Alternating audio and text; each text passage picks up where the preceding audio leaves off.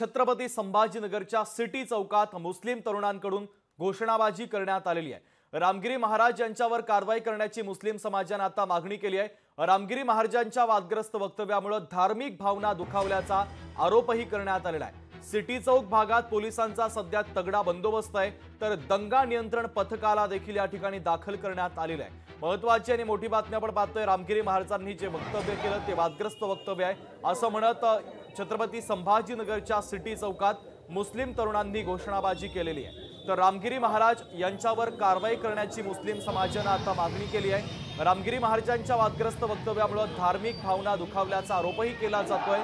तर सिटी चौक भागात पोलिसांचा सध्या तगडा बंदोबस्त आहे, तर दंगा नियंत्रण पथकाला देखील आता पोलिसांनी या ठिकाणी तैनात ठेवलंय। महत्त्वाची बातमी, छत्रपती संभाजीनगरच्या सिटी चौकात मुस्लिम तरुणांकडून घोषणाबाजी केली जाते।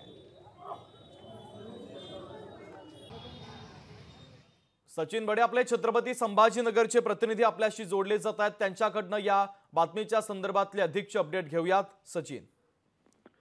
शुभमजी, सिटी चौक पोलीस ठाणा परिसरामध्ये मोठ्या संख्येमध्ये तरुण एकत्रित आलेले आहेत आणि जोरदार घोषणाबाजी करतायत।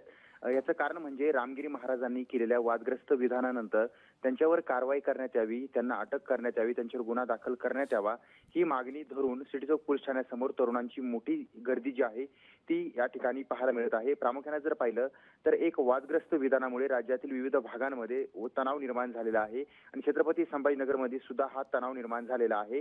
कारण काल रात्री वैजापूर या ठिकाणी मोठ्या संख्येमध्ये तरुण एकत्रित जमलेले होते आणि रामगिरी महाराजांवर गुन्हा दाखल करण्यात यावा ही मागणी ते करत होते।